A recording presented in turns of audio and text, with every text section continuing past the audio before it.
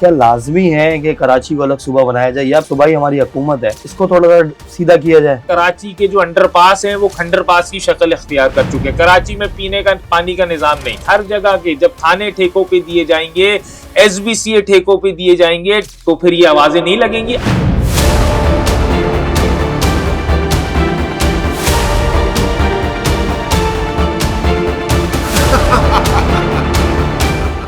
आप मुझे ये बताएं कि वो जो इंटीरियर सिंध में बैठे हुए हमारे भाई हैं, तो उनका क्या कसूर है? उम्मे रुबाब चांडियों को उसके घर के जो 3 अफराद बेदर्दी से कत्ल हुए, क्या उनको महाजिरों ने कत्ल किया? नाजिम जोखियों वाला जो केस है, क्या वो महाजिरों ने किया? बड़ी बड़ी महाजिर फैक्ट्रीज है कुरंगी इंडस्ट्रियल एरिया में जो आपको जॉब्स प्रोवाइड करती है। हमारी तो कभी इस हवाले से सिंधी भाइयों से अपने जंग रही नहीं है।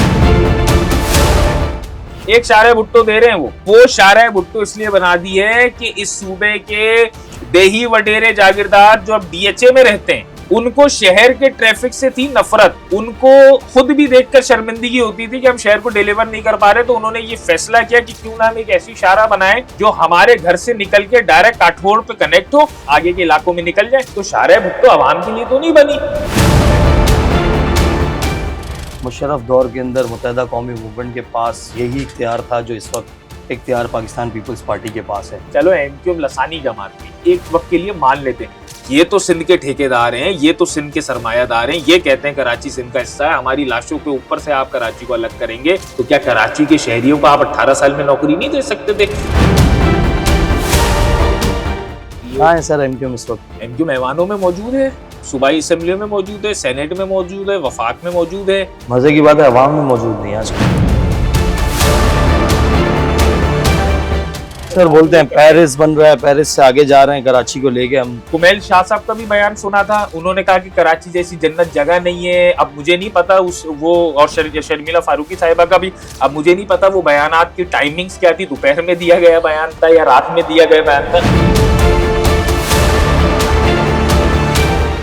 गोरे अंग्रेज जो हिंदुस्तान में करते थे, आज वही सिंध के अंदर काले अंग्रेज जो उस वक्त के बेहतरीन गुलाम और आज के बदतरीन आका साबित हो रहे हैं कि बिलावल भुट्टो साहब जो ना वफाकी वजीर, जो ना प्राइम मिनिस्टर, वो पूरा शारे फैसल कॉर्डन ऑफ करके किस हैसियत में निकल रहे हैं? वो तो एक जमात के चेयरमैन है।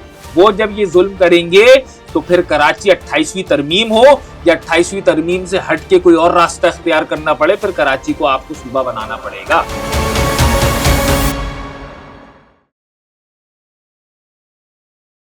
MM पॉडकास्ट के साथ मैं हूं फराज अहमद। नाज़रीन, आज हम बात करेंगे 28वीं तरमीम के बारे में। पाकिस्तान के अंदर फिर एक आवाज़ आ रही है सोशल मीडिया के ऊपर, इस बात के ज़ेर बहस है कि 28वीं तरमीम आ रही है और उसके अंदर फिर 27वीं तरमीम की तरह इस बार बोला जा रहा है कि कराची को अलग सूबा बनाया जाएगा। क्या ये वाकई 28वीं तरमीम आ रही है, और अगर आ रही है तो उससे क्या 18वीं तरमीम को नुकसान होगा?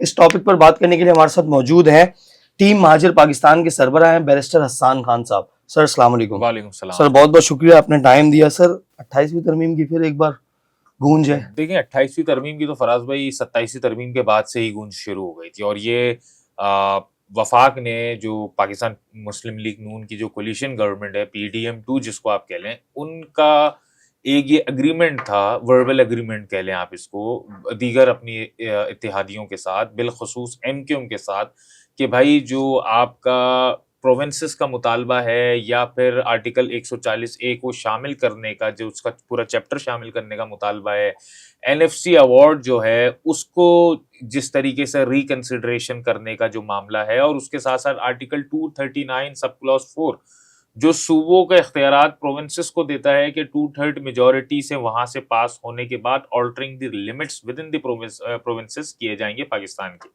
उसके ऊपर ये एक अग्रीमेंट हुआ था उनका MQM के साथ कि आम 27वीं तरमीम तो नहीं, लेकिन 28वीं तरमीम के अंदर इसको हम जरूर शामिल करेंगे। तो उसके बाद आपने मुतादिद प्रेसर्स भी देखे होंगे MQM के रहनुमाओं की जानिब से, जिसमें उन्होंने कहा था कि अब बात बहुत आगे निकल गई है, अब 28वीं तरमीम में 140A से ज्यादा पुरजोर तरीके से हमारा मुतालबा वफाक के साथ, मियां शहबाज शरीफ साहब के साथ ये होगा कि अब कराची को सेपरेट प्रोविंस बनाया जाए, या फिर वफाक के कंट्रोल में जैसे यूनियन टेरिटरीज होती हैं मुख्तलिफ ममालिक में आपने देखी हैं, इस्लामाबाद की तरह उसको एक वफाक का जो है वो सेकंड फेडरल टेरिटरी के तौर पे उसको उसकी जो हैसियत है वो लेकर आई जाए आइन के अंदर, तो होप फॉर दी पॉजिटिविटी के एमक्यूएम के ये मुतालबात जो हैं, क्योंकि इसके ऊपर मुतादिद मीटिंग्स भी शहबाज शरीफ के साथ से अभी आपने रिसेंट देखा गवर्नर हाउस में जब उनसे मुलाकात हुई, फिर अभी रिसेंट जब खालिद मकबूल सिद्दीकी साहब को सीसीआई का मेंबर नॉमिनेट किया है, उसके अंदर उनको उसका रुकन बनाया है, उसमें भी ये बात ज़ेरे बहस आई है। तो मेरे हिसाब से जो मेरे एनालिसिस हैं वो ये हैं कि 28वीं तरमीम में कहीं ना कहीं इंटरनेशनल डिमांड भी है, कहीं ना कहीं आईएमएफ का भी जोर है, और ये कोई लसानियत के ऊपर मबनी बात नहीं है। इस पे तो मैं आगे चल के जो कुव्वतें, जो पाकिस्तान मुखालिफ कुव्वतें हैं जो इसके ऊपर बड़ी यूनाइट नज़र आ रही हैं और बहुत स्पार्किंग तरीके से वाइब्रेंट नज़र आ रही हैं, उनके ऊपर तो हम बात करेंगे। बट ये मुतालबा कोई लसानियत पे नहीं है, ये मुतालबा टोटली एडमिनिस्ट्रेटिव बुनियादों पर है, टोटली कराची की जो हालत है उसके ऊपर ये मुतालबा है। और मेरे हिसाब से अगर आपको मुल्क के अंदर बेहतरी लानी है, एक मईशत का जो हब है, जो इंजन है पूरे पाकिस्तान में, उसके जरिए अगर पूरे पाकिस्तान को आपको संवारना है, बनाना है, तो 28वीं तरमीम में कहीं ना कहीं अब कराची को वो दिन आ गया है कि अब कराची की हैसियत सूबा सिंध से पाकिस्तान पीपल्स पार्टी की मुसल्लत हुकूमत से अलग की जाए। सर 28वीं तरमीम से 18वीं तरमीम को कोई नुकसान पहुंचेगा? बहुत ज्यादा नुकसानात हैं, और इसी वजह से तो पाकिस्तान पीपल्स पार्टी तिलमिला भी रही है, पर भी मार रही है, और जो उनके लेफ्ट राइट जो पॉकेट्स हैं जिसमें बहुत बड़ी तादाद एक कौम परस्त लीडरों की है, जो मेरे हिसाब से तो अब एग्जिस्टेंस उनकी इतनी नहीं रही, लेकिन उनको उन्होंने जो है एक्टिव कर दिया है, उनके जो इंजन हैं वो एस्केलेशन जो है उसकी बढ़ा दी है कि किसी तरीके से रोके जाए। क्योंकि देखिए जब एनएफसी, क्योंकि Pakistan Peoples Party PFC provincial finance commission पिछले इतने सालों से नहीं दे रही, ऑक्ट्राई का जो टैक्स है वो नहीं मिल, जो जिला ऑक्ट्राई टैक्स होता है वो लोकल गवर्नमेंट को नहीं मिल रहा, सेस का जो टैक्स है, जितने डंपर्स, लोडर्स, ट्रैक्टर्स, ट्रक्स जो चलते हैं रोडों पे, इनका टैक्स होता है, जो मुशर्रफ साहब के टाइम पे जब लोकल गवर्नमेंट थी तो डायरेक्ट केएमसी के अकाउंट में इसकी जो है वो क्रेडिट हुआ करते थे। लेकिन अनफॉर्चुनेटली जब 18वीं तरमीम आई तो वजीर आला साहब को, जो चीफ एग्जीक्यूटिव है मुराद अली शाह साहब, उनको अपने चीफ मिनिस्ट्री से ज्यादा कचरा उठाने का इख्तियार पे इंटरेस्ट है कि उन्होंने कचरा उठाने से लेके ढक्कन लगाने तक का इख्तियार अपने पास रखा हुआ है। तो बहुत ज्यादा ये चांसेस भी हैं और पॉजिटिविटी भी है कि एनएफसी भी रोल बैक होगा, पीएफसी से लोकल गवर्नमेंट का पूरा चैप्टर भी होगा, आर्टिकल 239 सब क्लॉज 4 को ओमिट भी किया जा सकता है और फर्दर अमेंड भी किया जा सकता है, और उसके साथ साथ क्रिएशन ऑफ न्यू प्रोविंसेस जो है वो प्रोविंशियल असेंबली से लेके नेशनल असेंबली और सेनेट, या फिर जो भी वो डिसाइड करेंगे कि नेशनल असेंबली और सेनेट अपने पास लेने के बाद क्या डिसाइड करती है फर्दर, उसके ऊपर भी चीजें हैं। तो जब ये तमाम चीजें होंगी तो फिर पाकिस्तान पीपल्स पार्टी का जो एक सिस्टम चल रहा है वो सिस्टम तो फिर कहीं एग्जिस्ट नहीं करेगा। सर सोशल मीडिया पर ज़ेरे बहस है कराची सूबा, कुछ कह रहे हैं कराची वाले या जो भी हैं सिंध वाले कह रहे हैं, कुछ सिंध वाले कह रहे हैं कि सूबा बनना चाहिए, कुछ सिंध वाले कह रहे हैं कि नहीं बनना चाहिए, आपस में लड़ रहे हैं एक पोस्ट के ऊपर, एक आपस के अंदर लसानी फसाद की मामलात ये शक्ल इख्तियार करता जा रहा है।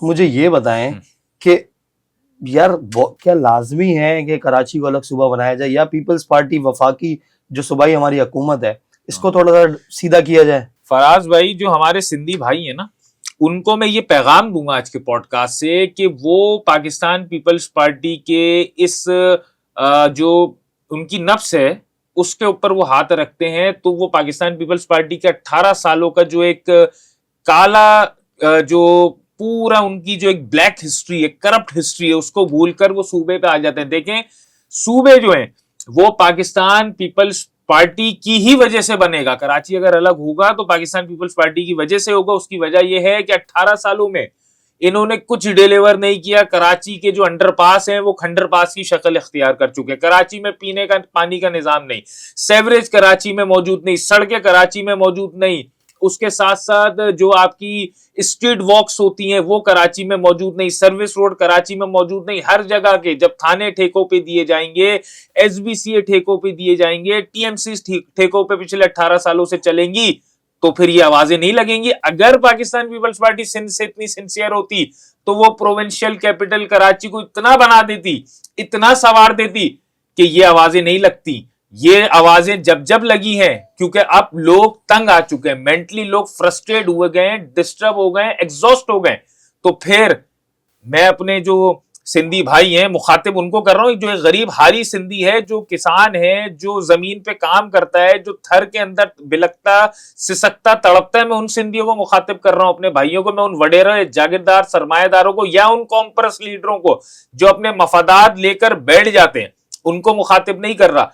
कि ये सवाल तो पाकिस्तान पीपल्स पार्टी से बनता है, उनको विटनेस बॉक्स में खड़ा किया जाए और उनसे ये पूछा जाए, वो अकाउंटेबल है अपने सिंध, जहां से वो इलेक्ट होकर आके यहाँ कराची के फैसले करते हैं, उनसे वो ये अकाउंटेबिलिटी लें कि आपने 18 सालों में क्यों नहीं डिलीवर किया कराची को, कि आज कराची वाले सिंध से अलग होने की सूबे की डिमांड कर रहे हैं। तो ये डिमांड तो पाकिस्तान पीपल्स पार्टी की एक ब्लैक करप्ट पॉलिटिकल हिस्ट्री की एक तसलसल है और उसका एक रिजल्ट है ये। सर, आप सिर्फ कराची के लिए आवाज उठा रहे हैं, मुझे एक आपस की बात बताएं कि पूरे सिंध की बात कर लेते हैं। ठीक है, पूरे सिंध के अंदर एक जगह आप कराची को अलग कर दें और पूरे सिंध को अलग कर दें। सर, आप ये मानते हैं कि उस सिंध जो हमारा जो सिंध इंटीरियर सिंध है उसके अंदर क्या सूरत हाल है और कराची की क्या सूरत हाल है? फराज भाई, कराची की बात इसलिए की जाती है, कराची मिनी पाकिस्तान है, कराची चलता है तो सर, तो हमारा इंटीरियर सिंधी जो भाई है इन्होंने क्या बिगाड़ा सर? तो इनके लिए कौन आवाज उठाएगा? बिल्कुल यू आर राइट। सिंधी भाइयों को फिर ये सोचना चाहिए हमारे कि जो महाजर सिंधी फसादात दोबारा क्रिएट किए जा रहे हैं, तो इससे इज्तिनाब करना चाहिए, वो भी ऐसे बहकावे में नहीं आए, क्योंकि इसका सबसे मुदल्लिल जवाब ये, क्या उम्मे रुबाब चांडियों को उसके घर के जो 3 अफराद बेदर्दी से कत्ल हुए, क्या उनको महाजिरों ने कत्ल किया? क्या नाजिम जोखियों वाला जो केस है, क्या वो महाजिरों ने किया? जो मलीर के अंदर हुआ, क्या वो महाजिरों ने किया था? क्या जो अभी लड़की पेशावर की जो लड़की जिसको अभी रिसेंट बाजियाब करवाया, जिसको अगवा किया, तो क्या वो महाजिरों ने अगवा किया? नहीं जनाब। आप टूल प्लाजा से क्रॉस होकर आते हैं तो बड़ी बड़ी महाजिर फैक्ट्रीज हैं कुरंगी इंडस्ट्रियल एरिया में, जो आपको जॉब्स प्रोवाइड करती हैं, आपको होल हार्टेडली वेलकम करती हैं। तो हमारी तो कभी इस हवाले से सिंधी भाइयों से अपने जंग रही नहीं है। हमारे सिंधी भाई, अगर एक शादी हॉल बैंक्वेट चल रहा है, अगर वहां पर कोई ओनर मुहाजिर है, उर्दू स्पीकिंग है और लेबर तबका सिंधी है, तो क्या उनपे कोई सैंक्शंस है? क्या उनपे कोई रुकावट है? क्या उनपे कोई कतगन है कि वो यहाँ के काम नहीं कर सकते? ये एक माइंडसेट लीडर जो पाकिस्तान पीपल्स पार्टी के उन्होंने, और जो कौम परस्त जिनको कोई काम नहीं है, जिनको सबसे पहले दर्द उड़ जाता है और उसके बाद वो अपने ओहदे मनसब मफादात लेके साइड हो जाते हैं। हमें नहीं मालूम कि कौन से कौम परस्त लीडर की 4 बेटियां जो हैं वो MBBS के बाद SPSC में भर्ती हुई हैं, हमें नहीं मालूम। कराची का कोई शहरी हो रहा है? चलें, आज मैं आपके पॉडकास्ट से मुतालबा करता हूं, नहीं बनाया आप कराची के सूबे, कराची को अलग सूबा, कराची के सूबे की, चले कराची वाले भी एक हद तक मुखालफत करेंगे, लेकिन आज आप ये ऐलान करें, floor of the provincial assembly of Sindh, chief minister साहब कैबिनेट का इजलास बुलाएं और ये बताएं, क्या वो कराची के किसी शहरी को शिकारपुर में SSP लगाएंगे? क्या वो कराची के किसी शहरी को खैरपुर में कमिश्नर लगाएंगे? क्या वो कराची के किसी शहरी को लाड़काना में DC लगाएंगे? क्या वो कराची के किसी शहरी को जैकोबाबाद के अंदर डिस्ट्रिक्ट हेल्थ ऑफिसर लगाएंगे? क्या वो कराची के किसी शहरी को नवाबशाह में नौकरी देंगे? क्या वो कराची के किसी शहरी को सखर में नौकरी देंगे?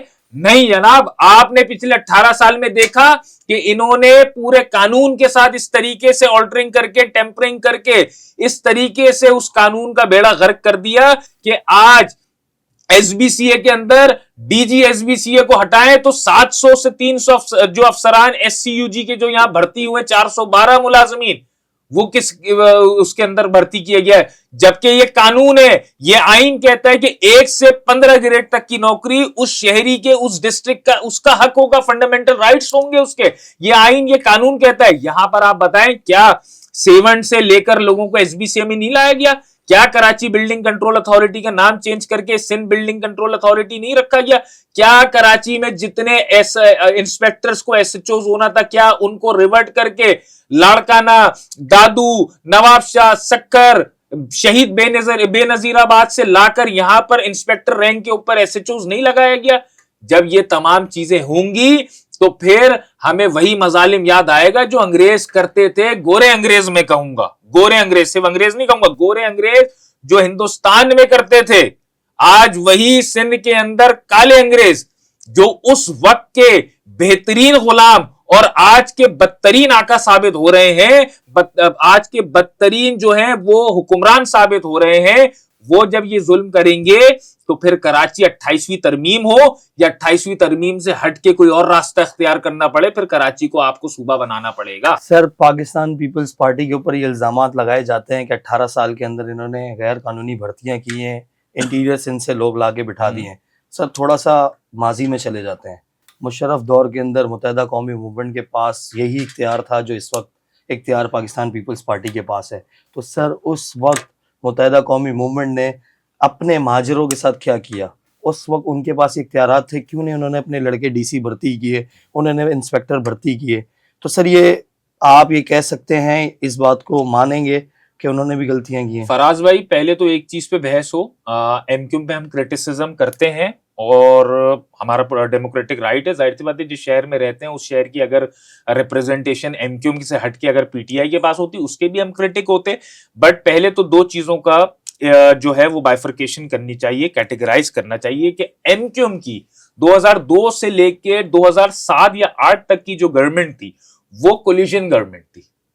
पाकिस्तान पीपल्स पार्टी की आज तक की हुकूमत अगर आप उठा लें तो वो एब्सोल्यूट पावर की गवर्नमेंट है। सर, इख्तियारात तो उस वक्त इतने थे आपके पास, आपका वजीर दाखिला सूबाई भी था, सूबाई वजीर दाखिला आपका था, सूबाई वजीर बल्दियात आपका था, मुशर्रफ साहब से डायरेक्ट थे। सर, फराज में 14 मिनिस्ट्रियां थी लेकिन वजीर आला नहीं था।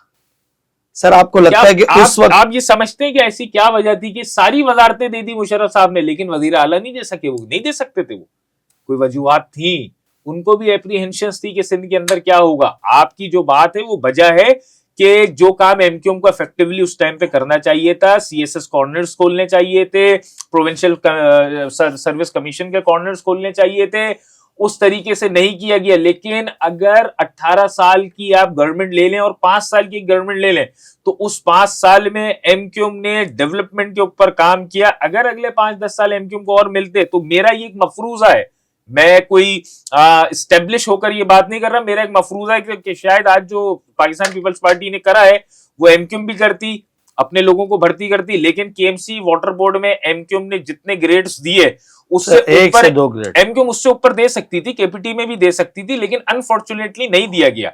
लेकिन पाकिस्तान पीपल्स पार्टी तो ये कहती है ना कि हम चारों सूबों की जमात है, कराची सिंध का हिस्सा है। चलो, एमक्यूएम लसानी जमात थी, एमक्यूएम ने कराची को जो है वो ज्यादा अपनी जो है ब्लू आइड सिटी बना के रखा और बाकी सिंध को निगलेक्ट कर दिया। एक वक्त के लिए मान लेते हैं ये तो सिंध के ठेकेदार हैं, ये तो सिंध के सरमायादार हैं, ये कहते हैं कराची सिंध का हिस्सा है, हमारी लाशों के ऊपर से आप कराची को अलग करेंगे।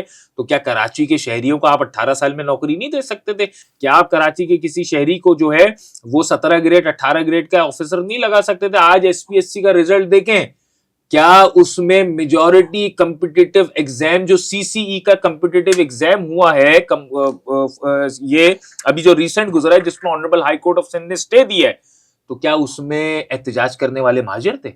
मेजॉरिटी ऑफ जो कंटेस्टेंट्स कैंडिडेट्स फेल हुए हैं वो क्या महाजर थे? जो एहतजाज हो रहे हैं अभी रिसेंट, जो जितने एहतजाज हुए हैं और जितने लोगों ने अपने पर्चे जो है वो अभी तक जितने सोशल मीडिया के ऊपर जो है वो एक्सपोज हुए, तो उसमें मेजॉरिटी तादाद तो महाजरों की नहीं थी। हाँ, जो पास हुए हैं वो खानदान के खानदान पास हुए हैं, खानदान के खानदानों को 17 ग्रेड। एमक्यूएम की हुकूमत में एमक्यूएम के खानदान 17 ग्रेड पे नहीं है फराज भाई, बेची गई उस टाइम नौकरियां। इसके मेरे पास सबूत और शवाहिद मौजूद नहीं है और इल्जाम तो ये लगता है, इल्जाम का जवाब मेरे ख्याल में एमक्यूएम जो है वो अपने नुमाइंदगान के जरिए देना चाहिए। नहीं रही सर, देखें, एमक्यूएम वो नहीं रही, बिल्कुल ऐसा ही है। एमक्यूएम के अंदर बहुत सारी चीजें अब उस इफेक्टिवनेस से नहीं हो रही और उतने वाइब्रेंट होकर वो चीजें नहीं कर रहे। लेकिन बात यह है कि पाकिस्तान पीपल्स पार्टी, एमक्यूएम अगर वैसी नहीं रही तो पाकिस्तान पीपल्स पार्टी तो सूबे की जमात है ना, वो तो सबको। अच्छा, पाकिस्तान पीपल्स पार्टी के लिए तो एक बड़ा अच्छा मौका है भाई, एमक्यूएम को अगर उनको पॉलिटिकली एलिमिनेट करना है, कॉर्नर करना है, क्रश करना है, तो वो कराची को डिलीवर कर देना। एमक्यूएम की स्टेप बैक होने के बाद भी अगर पाकिस्तान पीपल्स पार्टी नहीं कुछ डिलीवर कर पा रही शहर को, एक शारा भुट्टो दे रहे हैं, वो आपके सामने है, एक शारा भुट्टो दे रहे हैं और उस शारा भुट्टो का अगर आप पर्सपेक्टिव देख लें, अगर उसके आप एंगल देख लें, तो वो शारा भुट्टो इसलिए बना दी है कि इस सूबे के देही वडेरे जागीरदार जो अब डीएचए में रहते हैं, वुजरा, उनको शहर के ट्रैफिक से थी नफरत, उनको खुद भी देखकर शर्मिंदगी होती थी कि हम शहर को डिलीवर नहीं कर पा रहे, तो उन्होंने ये फैसला किया कि क्यों ना हम एक ऐसी शाहराह बनाएं जो हमारे घर से निकल के डायरेक्ट काठगोड़ पे कनेक्ट हो, वहां से हम अपने शहर में, अपने आगे के इलाकों में निकल जाएं। तो शाहराह भुट्टो आवाम के लिए तो नहीं बनी, शाहराह भुट्टो तो उन 2% अशराफी तबके के लिए बनी है, जो उन वुजराओं के लिए बनी है, बिलावल भुट्टो जरदारी साहब के लिए बनी है, कि वो बिलावल भुट्टो जरदारी साहब अपने बिलावल हाउस से निकले और निकलने के बाद उनके दीगर वुजरा वो सीधा शाहराह भुट्टो पे डीएचए से चढ़े, काठौर की तरफ से उतर के हाईवे लेकर अपना लाड़काना, सक्खर, सेवन, शहीद बेनजीराबाद, नवाबशाह यहां की तरफ निकल जाए। शहर के अंदर ये देखें, ये कहते हैं हमने कराची को ये दिया, कराची को वो दिया। मैं कहता हूं ये रवानी के साथ कराची के अंदर जारी 10 मेगा प्रोजेक्ट्स गिनवा दें। मेयर कराची के अंदर रवानी के साथ 10 मेगा प्रोजेक्ट्स दिलवा दें, अपने हाथों पे काउंट करवा दें, मैं खड़े होकर सलाम पेश करूंगा और उस दिन के बाद से मैं पाकिस्तान पीपल्स पार्टी को क्रिटिसाइज नहीं करूंगा। K4 इनसे कामयाब नहीं हो सका। 24-25 अरब रुपए या मेरे ख्याल में 3-4, मुझे नहीं, फिगर्स मेरे थोड़े जहन में नहीं है, बट इसी अमाउंट के अंदर, with in the ambit of this amount, वो K4 का मंसूबा था। आज वो मंसूबा 400 अरब पे पहुंचा हुआ है। और उसके बाद इनकी नाअहली, नाकामी ये है कि इन्होंने वफाक को कहा कि हम आपको ये प्रोजेक्ट दे रहे हैं, हमसे नहीं बन सकेगा। तो ये तो कराची को पीने का पानी नहीं दे सके। आज बीआरटी लाइन का, हसन स्क्वायर का मंसूबा आपके सामने, 4 साल हो गए उसको। 2020 में वसीम अख्तर साहब के टाइम पे ये शाहराह प्रॉपर तरीके से रिवैम्प करके बनाई थी। आज इसको 4 साल हो गए हैं। इनकी नाअहली का अंदाजा इस अंदाज से लगा लें। शर्जील मेमन साहब तो पता नहीं, मुझे नहीं पता वो किस अंदाज में प्रेस कॉन्फ्रेंस, इसके लिए भी बड़ी हिम्मत चाहिए। जिस सर बोलते हैं पेरिस बन रहा है, पेरिस से आगे जा रहे हैं कराची को लेके हम, तो फिर अब ये बयानात तो मैंने उनका कुमैल शाह साहब का भी बयान सुना था। उन्होंने कहा कि कराची जैसी जन्नत जगह नहीं है। अब मुझे नहीं पता उस वो, और शर्मिला फारूकी साहिबा का भी, अब मुझे नहीं पता वो बयानात की टाइमिंग्स क्या थी, दोपहर में दिया गया बयान था या रात में दिया गया बयान था। बहरहाल आज वो मंसूबा, बीआरटी लाइन का मंसूबा, फराज भाई, वो मंसूबा आज FWO के हवाले कर दिया है। तो ये एडमिट कर रहे हैं कि हम कराची को बहैसियत सिंध गवर्नमेंट कुछ नहीं दे सकते। Karachi institute of heart disease का हाल आपके सामने, अब्बासी शहीद का हाल आपके सामने, एक करीमाबाद का अंडरपास, जो इतना बड़ा अंडरपास नहीं है, उसको कंप्लीट होते होते 2-2.5, हर साल न्यू डेट दी जा रही थी, हर महीने। जनवरी में इनॉग्रेशन हो रहा है, फेब में इनॉग्रेशन हो रहा है। उसके बाद क्या हुआ, दुनिया ने देखा मेयर मुसल्लत, मेयर नंबर गेम्स के ऊपर। वो मेयर की नेग्लिजेंसी हमने सानिया गुल प्लाजा में भी देख ली, मेयर की नेग्लिजेंसी हमने जो बच्चा मेन होल में गिरा उसमें भी देख ली। तो जब ये चीजें होंगी तो ये कोई लसानियत के ऊपर कराची को सूबा बनाने की बात थोड़ी हो रही। कराची को सूबा बनाने की बात सिर्फ महाजिर ताजिर थोड़ी कर रहे हैं। उन ताजिर में पंजाबी भी शामिल है, बहुत बड़ी तादाद पख्तून कॉन्ट्रैक्टर्स की है जो शामिल है। सिंधी जो अफसरान अब रिटायर हो गए, उनकी ये डिमांड है कि यार कराची के साथ हम सीट पर बैठते थे, नहीं बोल सकते थे। आज कराची के साथ जो हो रहा है, कराची को सेपरेट कर दिया जाए, क्योंकि अगर अब कराची सेपरेट नहीं होगा तो फिर मुल्क में एक इंटरनल डिस्टर्बेंस, अनार्की की सूरत हाल की तरफ जन्म ले रही है, जिसका रिजल्ट आपने 2 दफा वीआईपी प्रोटोकॉल को तोड़ते हुए आवाम को देखा कि बिलावल भुट्टो साहब, जो ना वफाकी वजीर, जो ना प्राइम मिनिस्टर, जो ना सूबाई वजीर, जो ना गवर्नर, जो ना चीफ मिनिस्टर, उनके लिए रोड क्यों बंद हो रहा है? वो तो कहते हैं मैं अवाम का, अवामी जमात, कायदे अवाम के वो नवासे हैं। वो पूरा शाहराह फैसल कॉर्डन ऑफ करके किस हैसियत में निकल रहे हैं? वो तो एक जमात के चेयरमैन है, और जमातों के चेयरमैन तो नहीं निकलते इस तरह। वो उनके लिए कॉर्डन ऑफ, एसएसयू वाले गाड़ियों से, बाइकों वालों का आपने वो वीडियो देखी है किस तरीके से जिगजैग करके उनको हिरासा कर रहे हैं। तो क्या ये चीजें इनको नजर नहीं आ रही? इनकी अपने कारनामे, इनकी अपनी ब्लैक करप्ट पॉलिटिक्स, इनकी अपनी नॉन गवर्नेंस, बैड गवर्नेंस, इनकी मेलाफाइडी कराची को आज सूबा बनाने पे मजबूर कर रही है। तो मेरे सिंधी भाई जो थर में मौजूद हैं, उमरकोट में मौजूद हैं, मिट्टी में मौजूद हैं, फराज भी, मेरी उनसे गुजारिश है कि इसको लसानियत का मसला नहीं बनाया। हाँ, अगर इसको लसानियत का मसला बनाया जाएगा तो देखें फिर मामला जो हैं वो वर्स्ट होना शुरू हो जाएंगे। और आपने देखा है कि सोशल मीडिया पे अब हर तरफ से जंग इसकी शुरू हो गई है। लेकिन ये लसानियत का मसला नहीं है। जो कॉम्परस लीडरान हैं इनके सिंध के अंदर, वो इस चीज को जहन में रखें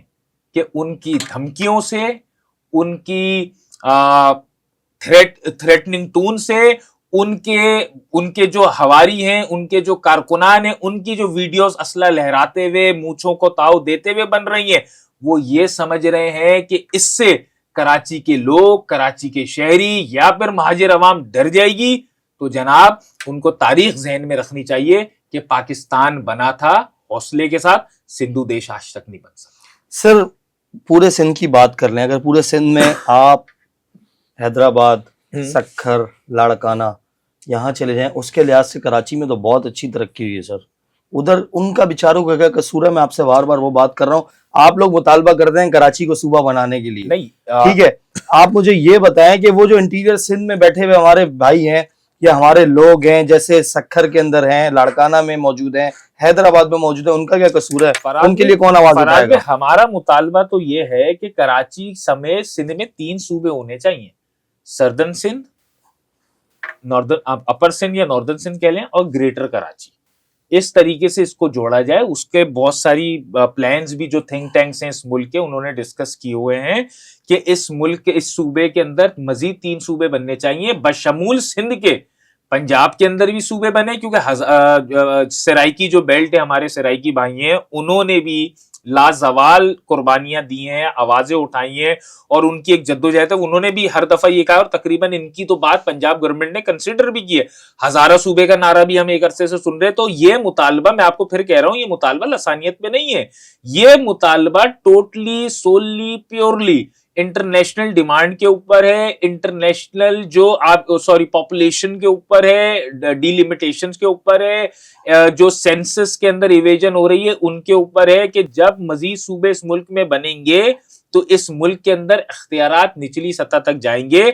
आप कराची, हैदराबाद समेत जो कराची है ना, कराची के साथ आप हैदराबाद, बदीन, ये वाली जो बेल्ट है, इसको जोड़ के एक सूबा बनाए, हमें कोई एतराज नहीं है। हमें एतराज उन कौम परस्त लीडरान की थ्रेटनिंग टोन से है कि जो इसको सियासत की नजर करते हुए लसानियत का रंग दे रहे हैं, कि किसी तरीके से इनका एक क्लैश हुआ जाए, आपस में ये खूनरेजी करें और इनकी सियासत जिंदा रहे। भाई, सूबे सिंध के अंदर आप सक्खर वाली बेल्ट से भी एक सूबा बना सकते हैं, मीर पुखास की तरफ से बहुत सारी तरीके से आप सूबे बना सकते हैं। बट वफाक की तो नियत है, वफाक के साथ दीगर जमातों की भी ये नियत है जिन्होंने ये चीज एडमिट की है। अनफॉर्चुनेटली पाकिस्तान पीपल्स पार्टी की ये नियत इसलिए नहीं है क्योंकि पाकिस्तान पीपल्स पार्टी को पता है कि 18 सालों की इनकी बैड गवर्नेंस के ऊपर अगर कोई चीज कैमोफ्लाज है, कोई चीज मट्टी डालती है, तो वो सूबे का नारा है, जिससे इनकी सियासत जिंदा होती है।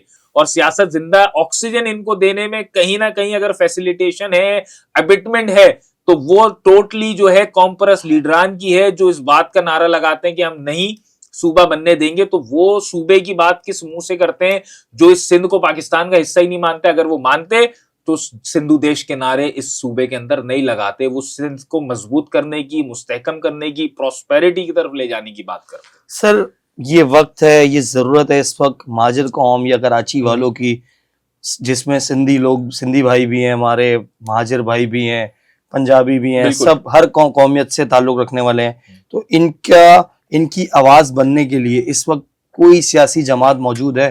अगर वो सियासी जमात कराची में मौजूद है तो इस वक्त क्या आपको लगता है कि आपको जरूरत पड़ती इस चीज के लिए आवाज उठाने में? फराज भाई, हर दौर में कोई ना कोई वैक्यूम क्रिएट होता है। अगर वैक्यूम क्रिएट नहीं होता तो एमक्यूम भी नहीं बनती। अगर वैक्यूम क्रिएट, कहाँ है सर एमक्यूम इस वक्त? एमक्यूम ऐवानों में मौजूद है, सूबाई असेंबलियों में मौजूद है, सेनेट में मौजूद है, वफाक में मौजूद है। मजे की बात है अवाम में मौजूद नहीं है आजकल। अवाम में मौजूद जो है वो मौजूदगी उनकी उस तरीके से अवामी राब्ते नहीं है जैसे माजी में हुआ करते थे। अब उस पे बहुत सारी उनकी तरफ से एक डिबेट्स भी होती हैं, एक रीजंस भी आते हैं कि हमारे यूनिट ऑफिसेस बंद हैं, हमारे टाउन ऑफिसेस बंद हैं। खैर, उनका अपना एक मामला है और इसके ऊपर तो एक बहुत बड़ा डिबेट है। इस पे इंशाल्लाह किसी और दिन बात करेंगे। और मुझे तो पता है आपका फेवरेट टॉपिक जो है वो कराची के अंदर इंटरनल जो पॉलिटिक्स है उसके ऊपर ज्यादा रहता है और फोकस होना भी चाहिए। बट एमक्यूम जो है वो अब एक कौमी धारे की जमात है और उसी तरीके से आई थिंक वो अपनी पॉलिटिकल प्रैक्टिसेस को कंटिन्यू किए हुए हैं। अगर इतनी इफेक्टिवनेस होती, और देखिए हर चीज का एक वक्त भी होता है, और शायद वो अपने कार्ड्स ओपन ना कर रहे हैं उस तरीके से जिस तरीके से वो माजी में करते थे, और आगे जाके शायद वो शोर से ज्यादा काम की तरफ फोकस कर रहे हो पहले, क्योंकि हमने एक माजी देखा है कि एमक्यूएम की तरफ से शोर ज्यादा मचाया जाता था। अच्छा, आपस की बात यह है कि कराची वाले जो है वो अट्रैक्ट भी उसी वाली मीडियम पे होते थे कि जब एमक्यूएम प्रेस कॉन्फ्रेंसेस करती थी और एक जारहाना जो है उनकी बहुत सारे रहनुमा सर जो अभी पॉलिसीज हिंदी और उर्दू वालों का आपस में लड़ाई जा रहे हैं, वो पॉलिसी इस वक्त भी हुआ करती थी। प्रेस कॉन्फ्रेंस करने के बाद भले साथ बैठे होते थे। देखिए, ये पॉलिसीज तो उस टाइम पे पॉलिसीज अलग थी। आप ये कह लें कि उसको वॉच बड़ी थी और अकाउंटेबिलिटी का सिस्टम भी था, और सबसे बड़ी बात एक डिसिप्लिन भी था, और उस डिसिप्लिन के सब पाबंद थे, और वो डिसिप्लिन फॉलो करने के सब पाबंद थे। आज की एमक्यूएम के अंदर जो है वो बहुत सारी चीज़ों का अनफॉर्चुनेटली फुकदान है, और फुकदान इस वजह से है कि शायद कुछ लोग नए भी जुड़े हैं और कुछ लोगों को पॉलिटिकली मैच्योर होने की भी ज़रूरत है। खैर, बहुत सारी चीज़ें हैं, और सबसे बड़ी बात यह कि हम अगर पूरे पाकिस्तान से घूम फिर के भी अगर फराज भी इस पॉडकास्ट में आ जाएं तो हम घूम फिर के एमक्यूएम पे इसलिए ज़रूर आएंगे क्योंकि एमक्यूएम ने 35 साल इस शहर पे रूल किया है। जब भी जो चीज़ों का फुल स्टॉप है वो एमक्यूएम के आगे ही लग के बात रुक जाती है। कराची का नाम आता है, वहाँ एमक्यूएम का नाम लाजमी आता है, क्योंकि 35 साल वक्त था बिल्कुल ऐसे ही कि कराची की आवाज हुआ करती थी। बिल्कुल भाई, हमने तो वो वक्त देखा है जब लोग बोलते थे कि यार थाने में मसला हल नहीं होगा, लेकिन यूनिट में जाके यूनिट इंचार्ज करेगा आधे एक घंटे में मसला हल। तो हमने तो एक वक्त पे थानों से ज्यादा लोगों को इस तरफ अट्रैक्ट होते हुए भी देखा है। हर चीज का एक वक्त होता है, और हर वक्त हर इंसान को मजबूर भी बनाता है, मजबूत भी बनाता है, और बुरे हालात में नए लोग पैदा होते हैं वो नए तरीके से। तो आज जो हम जद्दोजहद कर रहे हैं या आवाज उठा रहे हैं वो इसलिए उठा रहे हैं कि अब शहर के अंदर जो है बहुत सारी जगह पे हमने ऐसा देखा है कि आवाज उठाने की जो पॉलिसी है वो बहुत हद तक जो है वो रुक गई है, और लोग उस तरीके से नहीं उठा पा रहे। लेकिन मैं हूं या मेरे साथ मेरे मुतादिद वर्कर्स हों, हमारे जो ओहदेदारान हो, वो हर जगह पे सूबे के लिए भी रेजिस्ट कर रहे हैं, कराची के फेडरल टेरिटरी अगर बनाया जाए उसके लिए भी रेजिस्ट कर रहे हैं, और आगे इंशाल्लाह इसको हम करते रहेंगे। बहुत बहुत शुक्रिया बैरिस्टर हसन खान साहब, आपने टाइम दिया। नाज़रीन, ये थे बैरिस्टर हसन खान साहब।